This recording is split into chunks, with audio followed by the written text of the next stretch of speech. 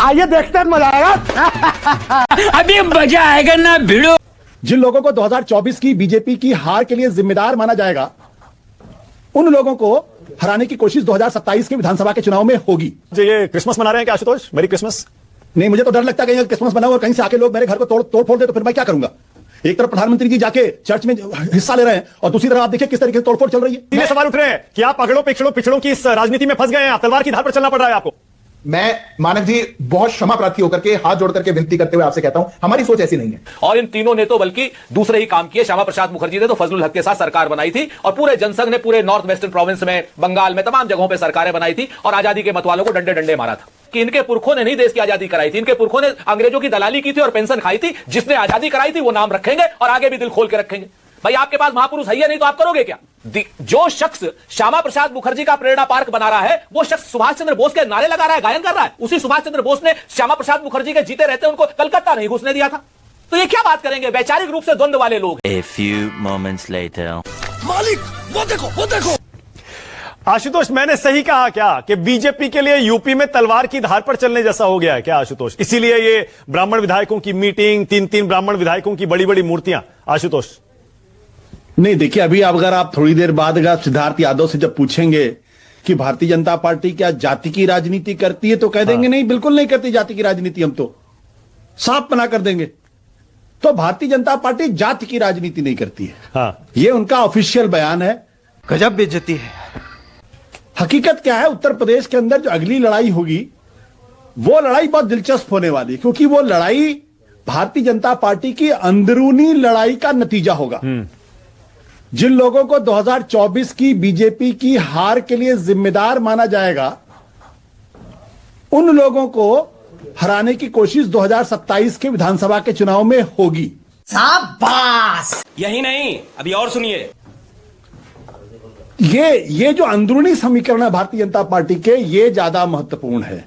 Bharatiya Janata party में अगर कोई ये सोच रहा हो या अगर आप कोई पत्रकार ये सोच रहा है कि दरअसल जो अगड़ी जातियां हैं, ब्राह्मण जातियां हैं, क्षत्रिय जातियां हैं, वैश्य जातियां हैं, ये भारतीय जनता पार्टी को छोड़ देंगी या नाराज होंगी, तो ये बहुत बेवकूफी की बात है। कैसी अपमानजनक बातें कर रहा लड़का ये।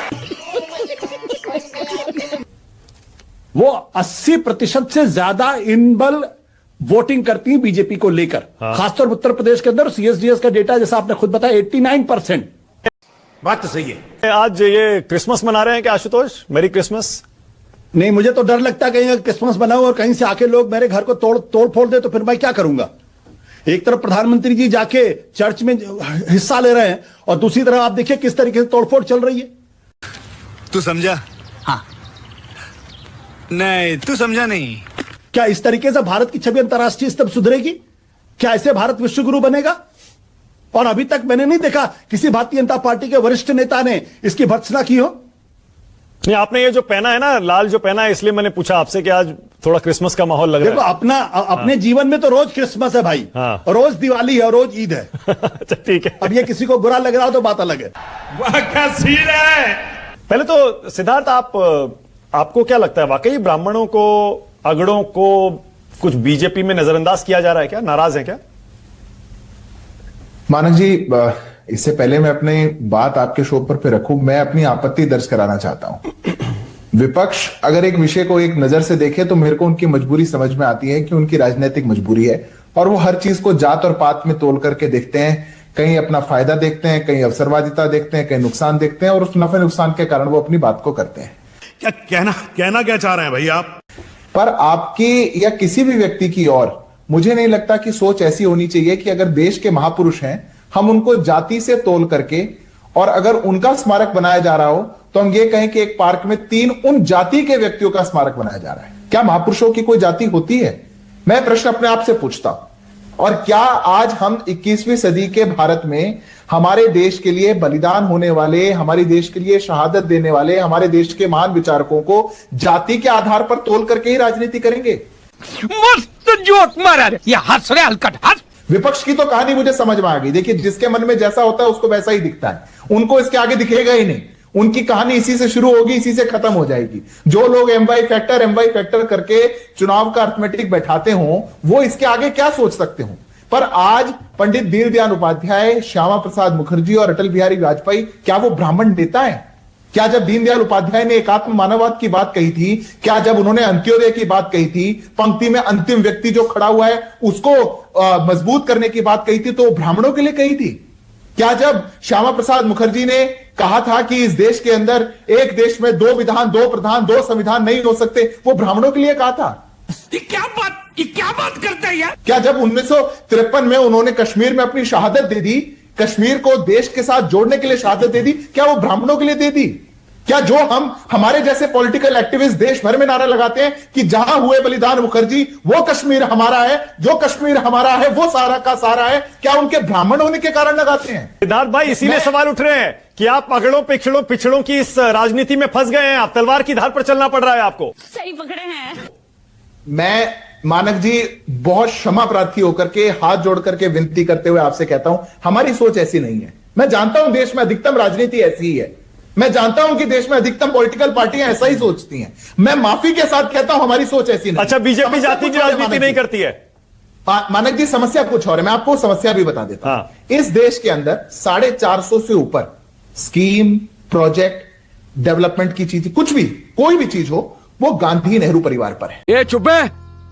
450 से ऊपर इस देश के अंदर राजीव गांधी खेल पुरस्कार है। राजीव गांधी जी का खेलों में क्या योगदान था, कभी कोई नहीं पूछ पाया।